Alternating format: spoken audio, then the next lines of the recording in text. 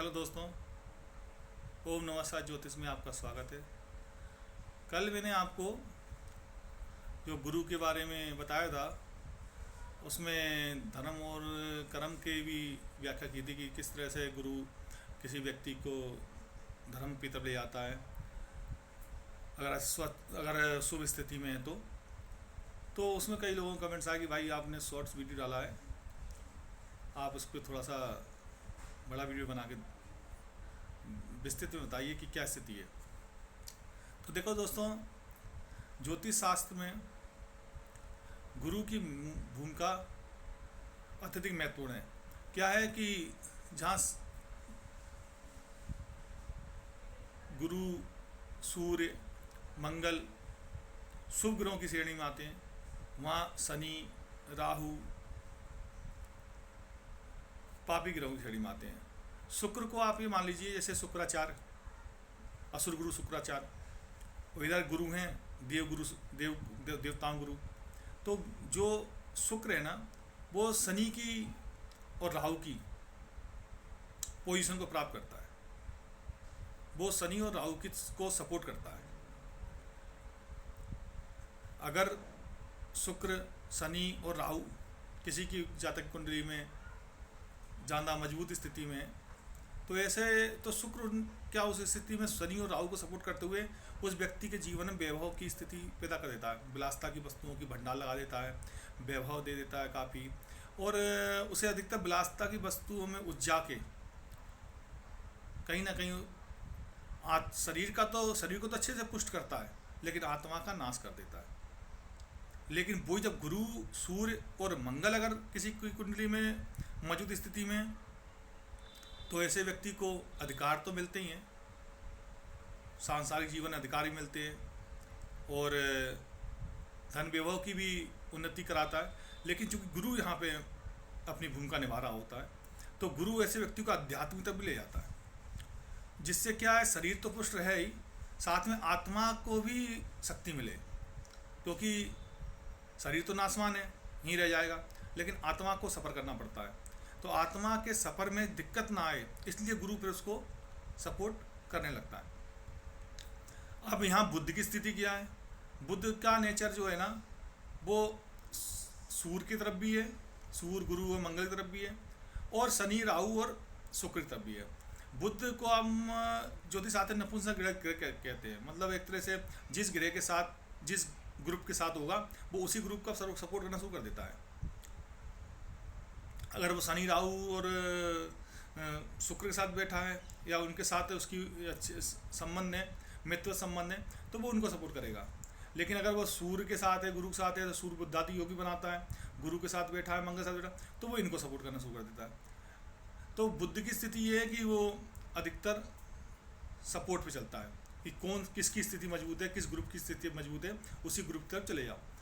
अब आता है राहु और केतु। राहु को वैसे ये कहा जाता है कि जिस ग्रह के साथ बैठता है उसी ग्रह के हिसाब से फल देता है, लेकिन ऐसा नहीं है। राहु जब जब स्वतंत्र रूप से स्थिति पैदा करता है, जब जब जैसे कुंडली में किसी ग्रह के साथ बैठा है, जब तक बैठा है तब तक ठीक है। जैसे वो वहाँ ग्रह के पास से हटा गोचर में, जब गोचर में हटा वो सोई वो अपना फल देना शुरू कर देता है, उस समय उस ग्रह की नहीं मानता। लेकिन केतु जो है वो जिस ग्रह के साथ बैठता है वो लास्ट तक उस ग्रह के फलों को देता रहता है, चाहे वो उसके साथ गोचर में है या नहीं है, उससे केतु को कोई फर्क नहीं पड़ता। वो जिस ग्रह के साथ बैठेगा वो उसी ग्रह को सपोर्ट करता चला जाता है, क्योंकि केतु के पास क्या है कि खुद का सर तो है नहीं, राहु के पास सर है, बुद्धि माइंड है, वो सोच लेता है। राहु तो सोच लेता है, उसका माइंड है, दिमाग है, सब कुछ है, सर है। लेकिन केतु के पास कोई सर नहीं है, सिर्फ धड़ है। अब धड़ ऐसी स्थिति में क्या होता है कि हाथ पकड़ लेता है, जिस ग्रह के साथ बैठ गया उसका हाथ पकड़ लिया, अब जिसका हाथ पकड़ लिया वो उसी के साथ हो लिया। अब चाहे वो किसी भी परिस्थिति में रहे, चाहे गोचर में कहीं भी जाए, किसी घर में जाए, वो उसी के साथ पकड़ लेता है, उसी हाथ के साथ आगे चल जाता है। अब आपने कई लोगों ने कहा कि वो गुरु के धर्म और कर्म के बारे में आपने शॉर्ट वीडियो डाला, तो बड़ा वीडियो डाले। तो देखिए, हाँ, गुरु की विशेषता बताएं आपको कि धर्म और कर्म के संबंध में। जैसे कि आपने रामायण में भी लिखा है, कर्म प्रधान विश्व रचि राखा, जो जैसे करे तैसे फल चाखा। तो यहाँ फल की बात आ गई है, यानी कर्म कौन से कर्म की तब इंडिकेट हो रहा है, फल यानी कि अगर आप फल की इच्छा से कोई कर्म कर रहे हैं तो वैसा ही फल आपको मिलेगा, और गुरु उसी हिसाब से सपोर्ट भी करेगा आपको। अगर अच्छा कर्म होगा तो अच्छा फल, सुंदर फल, मीठा फल, बुरे कर्म होंगे तो कड़वा फल। हर तरह से यहाँ फल की बात हो रही है। लेकिन फल चूँकि आप शरीर के लिए, जो कर्म आपका शरीर के लिए, फल भी आपको जो मिलेगा वो शरीर ही पुष्ट करेगा, तो शरीर तो नाशवान है। तो यहाँ जो कर्म है वो शरीर के नाशवान की तरफ भी जा रहा है, यानी कि ऐसे कर्म नाशवान स्थिति में माने जाएंगे। अब आपको अगर धर्म की बात करो तो धर्म तो आपको बता ही चुका हूँ मैं कि 84 लाख योनियाँ हैं, पशु योनि है, मनुष्य योनि है। तो उसमें धर्म तो सिर्फ मनुष्य योनि से ही हो सकता है, पशु योनि से तो कोई धर्म होता ही नहीं है। पशु अधिकतर अगर कोई पशु मानव योनि से कोई पशु योनि में गया है, उसे अपने पूर्व जन्म याद हैं या सब कुछ याद है, तो वो बात अलग है कि वो धर्म कर रहा है, कांगभूषण जी। लेकिन वैसे या गरुण जी, वैसे पशु योनि में साधारणतः धर्म नहीं हो पाता। वो सिर्फ पशु योनि सिर्फ भोग योनि है, यानी कर्मों को भोगने की योनि। जैसे फल वाली बात आई ना कि अच्छा फल बुरा फल, ऐसे ही एक पशु योनि है ना, कर्मों को भोगने की योनि है। मानव योनि जो है वो भोगने की योनि नहीं है, वो कर्मों को बनाने की योनि है, जो कर्म से भाग्य बनाने की या धर्म बनाने की। क्योंकि एक तरफ तो यमराज है जो कर्मों का हिसाब किताब देते हैं, पाप पुण्य का हिसाब किताब देते हैं, तो एक तरफ धर्मराज हैं जो धर्म के हिसाब से फल देते हैं। अगर मात्र तुमने शरीर को पुष्ट करने के लिए ही कर्म किया है, शरीर के लिए ही पुष्ट जिए हुआ, उधर पूर्ति के लिए आपने अपने पूरे कर्मों का पूरी ताकत लगा दी है, तो यमराज आपका हिसाब किताब करेंगे। और अगर आपने धर्म के अनुसार जीवन जिया है, धर्म के अनुसार कर्म किया है, धर्म के अनुसार कर्म किया है, तो धर्मराज फिर आपका हिसाब करेंगे। कभी कभी धर्मराज भी व्यक्ति इतने ज़्यादा धर्मात्मा हो जाता है, इतना तप कर लेता है कि धर्मराज भी उसका हिसाब नहीं कर पाते। मांडव ऋषि ऐसा, मांडव ऋषि का धर्मराज ने हिसाब किया, मांडव ऋषि का हिसाब ने गलत कर दिया धर्मराज ने, तो मांडव ऋषि ने धर्मराज को भी श्राप दे दिया विदुर होने के लिए, धरती पर जाने के लिए। तो कभी कभी ऐसा भी व्यक्ति इतना तपशाली हो जाता है कि उसका हिसाब किताब धर्मराज भी नहीं कर पाते। फिर वहाँ पे तो फिर हिसाब किताब करने के लिए ब्रह्मा विष्णु महेश इनकी आवश्यकता पड़ती है। फिर वो उस व्यक्ति का हिसाब करते हैं। ये कांगभूषण जी, कांगभूषण जी का हिसाब किसने किया? कांगभूषण जी ने घोर तप किया शंकर जी का, लेकिन गुरु का प्रणाम नहीं किया, तो शंकर जी ने उनको श्राप दिया, लेकिन उनका हिसाब किया। फिर उन्होंने उन्हें सदगति के लिए आशीर्वाद भी दे दिया। तो क्या है कि जो ये कर्मों का जो विधान है ना, ये बहुत ज्योतिष शास्त्र के अनुसार कर्मों का विधान बड़ा ही टेढ़ा है। एक ग्रह थोड़ा सा भी आप फिसले तो वो ग्रह आपको फिसलता चला जाएगा, नीचे ले जाएगा खींच के। क्योंकि यहाँ पे सारे ग्रहों का एक ही मकसद है कि व्यक्ति की आत्मा को स्वस्थ करना है। व्यक्ति की आत्मा जो सफ़र करेगी उसके लिए मजबूती प्रदान करना। व्यक्ति अपने शरीर को पुष्ट करने में लग जाता है, शरीर की आवश्यकताओं को पुष्ट करने में लग जाता है, और वहाँ पे ग्रह पे साथ छोड़ देते हैं। तो ये गुरु की स्थिति के बारे में बात करो तो मैंने आपको बता ही दिया कि गुरु बहुत ही महत्वपूर्ण भूमिका निभाता है ज्योतिष शास्त्र में।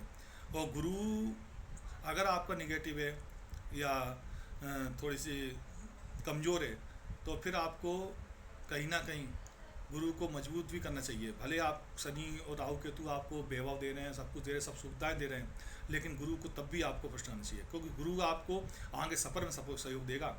ये तो ग्रह यहीं रह जाएंगे आपके साथ, लेकिन गुरु आपको सफ़र में सहयोग करता है। ये ज्योतिष शास्त्र में आगे मैं आपको बताऊंगा काफ़ी चीज़ें ज्योतिष में, हर ग्रह के विचारों के बारे में बताऊंगा, हर ग्रह की सोच के बारे में बताऊंगा कि ग्रह क्या क्या सोच सकते हैं, वो क्या क्या सोचते हैं इंसान के बारे में, उसके बाद उसको किस तरह से मॉडिफाई करते हैं, किस तरह से बदलते हैं, ठीक है ना। तो मैं ज्योतिष के संबंध में आपको बताऊँगा, कोई मैं साधु संत तो हूँ नहीं, ठीक है ना। तो आपको ज्योतिष के हिसाब से ही सारे फल बताऊँगा, ठीक है ना। धन्यवाद दोस्तों, देखते रहिए ज्योतिष शास्त्र, और इस तरह से आगे भी आपको मैं अच्छी अच्छी बातें कुछ ग्रहों के संबंध बताऊंगा। कहीं तो सूर्य है, मंगल है, बुध है, इनके फलों के बारे में बताऊंगा। जब मंगल सेनापति होके काम कर रहा है तो बुध युवराज होके काम कर रहा है, सूर्य राजा होके काम कर रहा है। अभी तो शुक्राचार्य और देवगुरु बृहस्पति के बारे में चर्चा रही थी, जो पूरी नहीं हुई है, थोड़ी सी बात हुई है, क्योंकि इस चैनल पर काफ़ी दिनों बाद वापसी हुई है, तो अपन इसको धीरे धीरे आगे चल के हर ग्रह के नेचर के बारे में बताएंगे, जिससे कि आप कम से कम इतना तो कर ही लें कि अपने ज्योतिष का उपयोग करके अपने जीवन को थोड़ा सा तो मजबूत बनाने की प्रयास करें।